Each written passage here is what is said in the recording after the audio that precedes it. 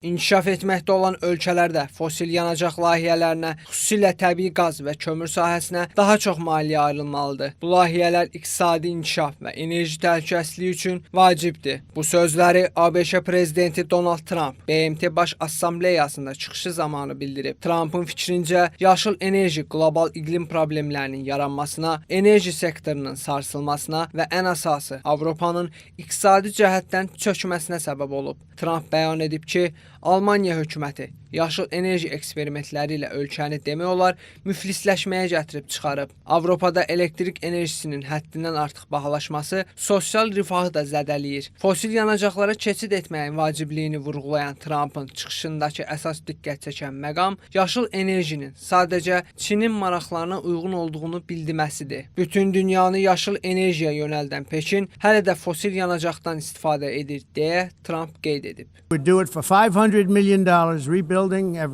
Biz saxta adlandırılan bərpa olunan enerjidən qurtulduq. Bu, tarixdə yaradılmış ən bahalı enerjidir. Halbuki enerji sənə pul qazandırmalıdır. Pul itirməməlisən. Amma burada pul itirirsən. Hökumətlər subsidiyalar verməlidir. Onlarsız bu sistem işləmir və onların çoxu Çində istehsal olunur. Mən Çinə bu məsələdə çox kredit verirəm. İstehsal eləyirlər, amma özləri demək olar ki, istifadə eləmirlər. Onlar kömür, qaz və başqa hər şeyi istifadə eləyirlər. Amma küləyi sevmirlər. Amma külək turbinlərini bütün dünyaya satmağı sevirlər. Avropa isə bu yaşıl enerji gündəmi ucbatından dağılma ərəfəsindədir.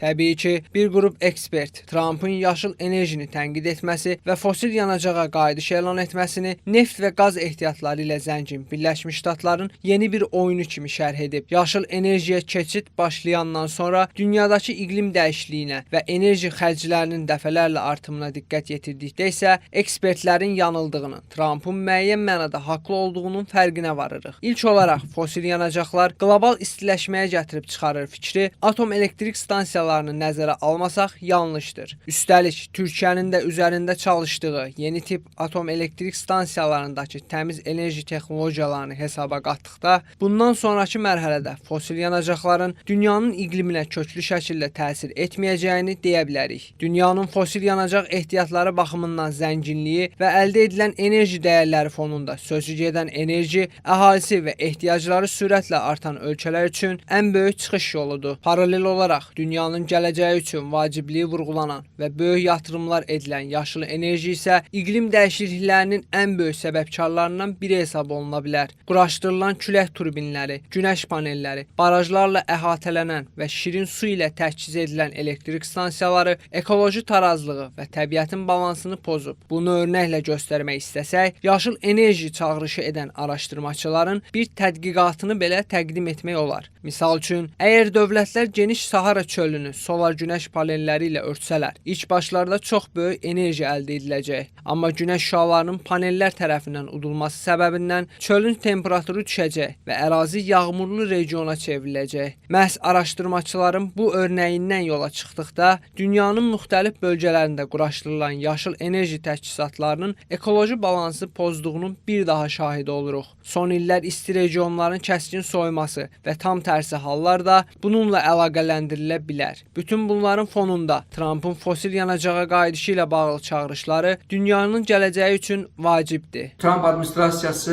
yaşıl enerjinin inkişaf etdirilməsinin əleyhinə deyil. Amma bunu ənənəvi enerjinin sıxışdırılması, boğulması, vəsait ayrılmaması və inkişaf etdirilməməsi və süni şəkildə dövlət ictimai vəsaitin, dövlət vəsaitinin yaşıl enerjiyə yönəldilməsi aspektində həyata keçirilməsinə əleyhinədir. Ənənəvi enerjiləri resurslarına yatırım həm də enerji istehsalının artımıdır. Bu da sonda Trumpın daha ucuz enerji əldə edilməsi gündəliyinə uyğundur. Bu arada Trumpın yaşıl enerjinin Çinin oyunu olduğunu bildirməsi də müəyyən mənada həqiqəti əks etdirir. Fosil yanacaqların istifadəsinin azaldılması səbəbindən batareyalarla çalışan texnikalara üstünlük verilib. Sözü gedən texnikalar isə rəqibləri ilə müqayisədə daha dözümsüzdür. Belə olan halda satışa çıxarılan elektrikli məhsulların mütəmadi olaraq xarab olması və yenidən istehsal olunması sadəcə Çinin daha çox məhsul satmasına və varlanmasına şərait yaradır. Üstəlik, tamamilə elektrikə keçid mərhələsində tələbatın yaşıl enerji ilə təmin olunmasında istifadə edilən təchizatların da Pekin tərəfindən istehsal olunması Trumpın Çinlə bağlı fikirlərini doğruluyur.